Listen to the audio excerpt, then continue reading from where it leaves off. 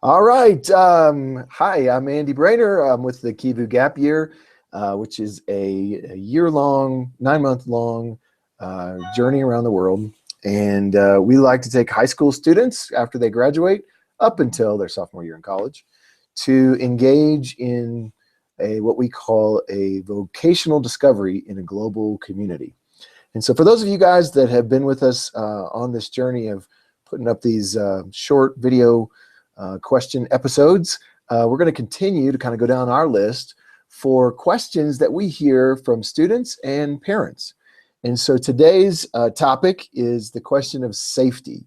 When we talk to parents all the time, the question comes up is, how do you guys deal with issues? If my kid goes on your gap year, how do you guys deal with the issue of safety? And so we're going to break it down into 3 categories and kind of help you see how we see safety as it relates to the program. So the first point that we want to try to address is the actual safety mitigation that we take. And I want to tell you a story about how we have students that come to spend 9 months with us. And so we understand the difference between risk and crisis. Risk on the front end is, what are we doing to have potential foresight into potential crises? And then crises is actually when a student is in an environment where they're either sick or they're in a neighborhood where it's just not very safe.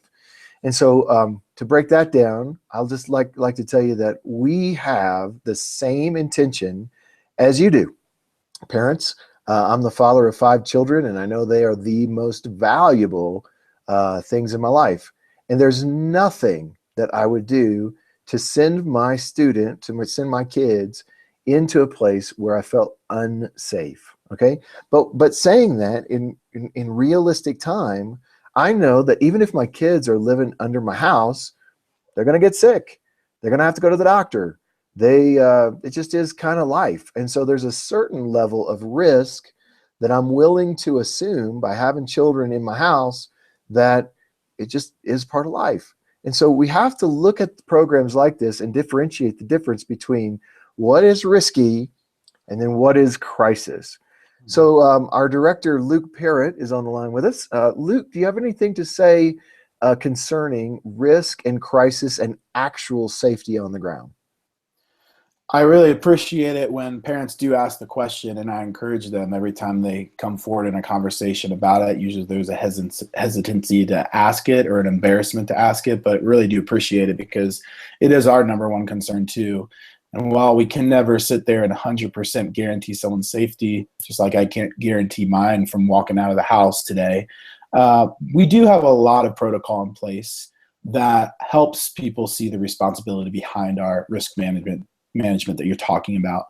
And it moves from high-level governing officials and registration with the U.S. State Department all the way down to the local environment, who are people that live on the ground year-round that we call friends, not just contracted partners that we just work with to send them a gap year student, but friends that have spent time with us, that we spent time in their neighborhoods, who want to welcome our students with love and care, and just treat them like they're one of their own children, really, when they're in their environments.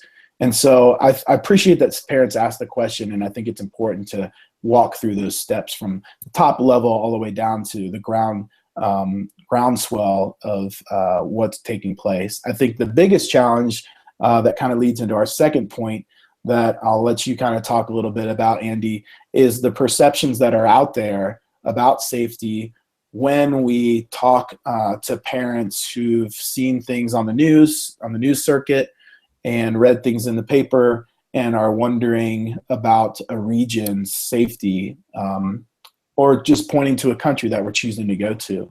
So let's talk a little bit about that perception and what we've seen happen in our program. Yeah, so parents need to know that we don't go anywhere where our staff hasn't had boots on the ground. And so that's important to know, that I've been to most of the places that we're going. Luke's been to most of the places that we're going. And then our other staff members have experience in those places. So number one, we like to say when we send students, we would never send a student to a place where we haven't been.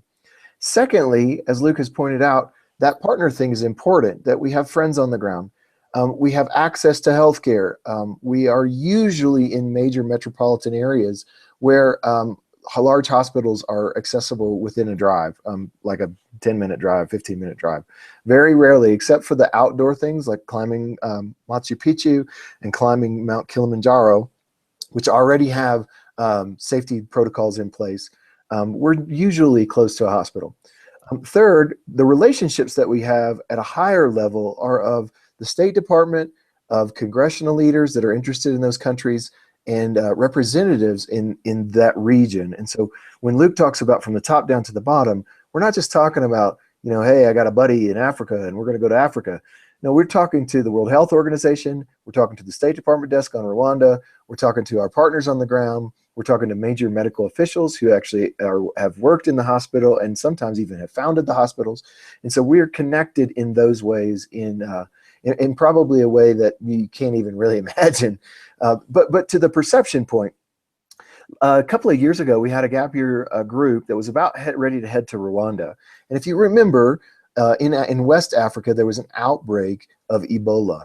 Now, if you turn on the TV and watch the news media at that time, you would have thought that the entire continent of Africa had contracted the Ebola virus, or that they were getting ready to. You know, anybody that looked at anybody crossways was going to get Ebola. Now, what we did was we took the concerns of the parents before the students went to Rwanda, and we started investigating what's actually happening on the ground. We drew maps and we saw where the latest cases of Ebola were being reported and how close they were to Rwanda. We looked at the Rwandan government policy on letting people into the country having Ebola. We talked to the World Health Organization. We talked to one of our doctors who actually was at the King Faisal Hospital there in Kigali, Rwanda, and asked him of any cases that he'd seen of Ebola. So we were doing our due diligence way before we had a chance to send students there, knowing that if there was a case of Ebola or there was a centralized outbreak of Ebola, there's no way on God's green earth that we would send a student there. Now, again, if you were watching the media, you would have thought that the entire continent had it. But when you look at the geographic map, we were literally 3,000 miles away from any of the cases of reported Ebola on the continent. So in this risk and safety, risk and crisis conversation, it's important to take what we hear in the news media and understand that a lot of times those things are localized events that don't necessarily affect the broader places that we go. Just because it has the word Africa in it doesn't necessarily mean that applies to where the student might go. And so I like to help parents see that when you see students are in the Philippines, for example, a couple of years before that, we had students in the Philippines and there was a hurricane that came through the Philippines. And we were asking our people on the ground. In fact, I think, Luke, you were on the ground at this time. I was. The typhoon hits the Philippines. We start asking people on the ground, is it coming? Is it coming? Is it coming? Is it coming? And they were on a side of the Philippines where it was sunny and it was nice. And there might have been a little rain shower, but there was no hurricane force winds. There was no damage. There was nothing but if you watch the media, you would have thought the entire country of the Philippines had blown up. Again, we want to train the perception sometimes isn't reality. Tell us a little bit about that Philippines thing there, Luke. Yeah, we were actually, I think we were on a weekend relaxing in the sun on the beach, maybe having a mango smoothie or something. And we got word from everyone home that they're desperately worried about us.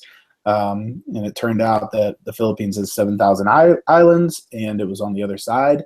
But we understand that people haven't traveled to those regions and don't understand the geography. We love it when parents ask us honest, innocent questions because we love to educate them about where our students really are and help them see the responsibility in that. I also like to encourage parents to say, even if we find ourselves in a situation where a natural disaster would come upon the students or a environment would get unstable, we do provide international insurance and work with the U.S. Embassy, and we would get the students out immediately. It's not something where we would bunker down or try to wait anything out. We're also not afraid to pull the plug on a spot if it just seems too questionable. That same year, we were in Rwanda, and we wanted to take the students on an adventure trip into Uganda to raft the Nile, just to say, wow, what a great opportunity. Why wouldn't we afford this for students who are never going to be in East Africa again? Well, the U.S. State Department started putting out little notices to say, hey, there's going to be some elections in Uganda. If you're passing through the capital, you might want to just stay clear during this time frame because we're just not quite sure what it's going to look like. Enough of those warnings came to us, and it was happening at the same time that we were going to land in the capital, that we just said, you know, it's not worth it. Let's just pull out. Let's go find something else to do. And we took some other adventures just in the country of Rwanda. So as an organization, we're not afraid to pull the plug if we need to. Just because of the questionable nature of the situation. But we also have to look at the regional issues, and we have to look at the geography and understand whatever the public health or political instability concern is to evaluate that appropriately. But we do talk to a lot of different levels of people to discuss that, and I think that's the point of what we're trying to say. I think the bottom line is, as a parent, if I'm asking the question about should my kid do a gap year that's traveling, or even here domestically, should they do a gap year in Denver or Washington or Philadelphia or some of the other places we go, the bottom line is the risk going to be worth what the students get on the outside? I mean, in other words, can we mitigate the risk enough that we know with within some reasonable construct that we can say, yes, our kids are going to be safe as they can be walking down the street in, you name the suburb, and is it worth it? And so from my perspective, I think that when a student goes out from their home community, and so if you drew concentric circles around maybe home is maybe the safest, we think nothing could ever happen bad there, and then we go to school and we think nothing bad can happen there, but even in schools today, we see these tragic things that are happening at our schools, and we go, should our kids go to school? And then maybe should our kids go to their church, or should they go to their group, or should they go with this sports organization, or should they travel, or should they, and the concentric circles just get bigger, bigger, and bigger. And every line that student crosses in those concentric circles actually provides another opportunity for an expanded worldview. If there is anything that I believe American education should begin doing, is implementing some kind of travel outside of a student's normal, comfortable worldview. One, it challenges a student to think on their feet. And so that's another part of our risk management assessment, is we train students to not go out by themselves, to make sure that they don't walk into unsafe areas, to look and be aware of their surroundings so that they don't get caught in a place that they didn't intend to be there. And so as we teach students this, how to manage risk, they learn how to take care of themselves. They learn how to go out and engage in a community that's different than maybe the one that they thought was, the home one that we thought was so safe. And then it expands the way that they think.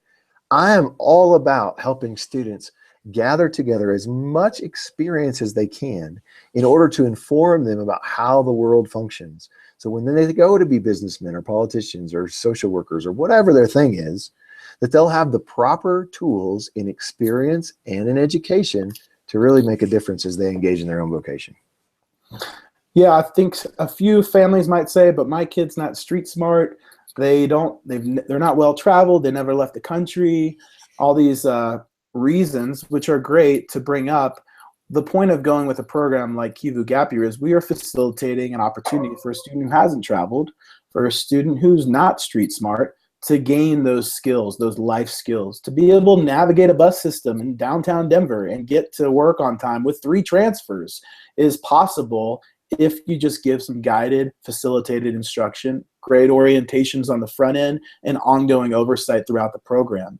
When the student is able to see those things come to life, they're able to apply those life skills, get around town, and actually be a little travel smart, street smart when they're abroad, and be aware of their surroundings. And it definitely takes some time, but we take that time in those orientation sessions with our programs at each destination to say, here are your surroundings, here's where you want to go, here's where you don't want to go, here's where you should be at home at night, here's where traveling as a group is best, and just gain that level of knowledge of the area to where they can make those good decisions.